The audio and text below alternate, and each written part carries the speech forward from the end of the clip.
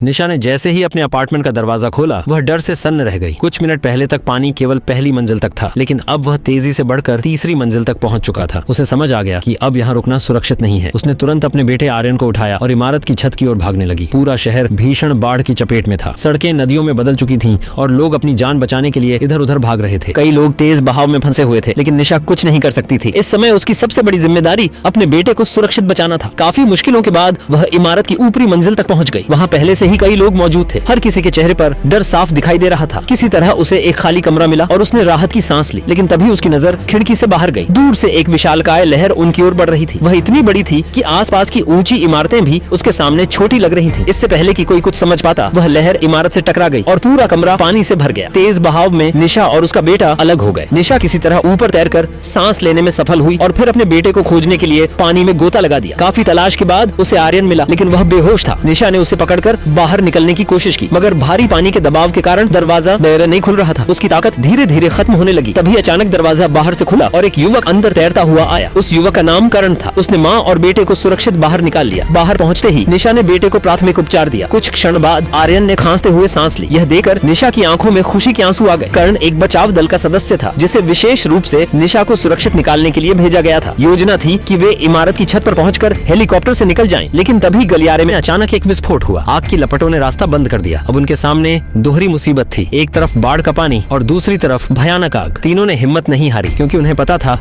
कि जिंदा रहने की उम्मीद अभी भी बाकी थी।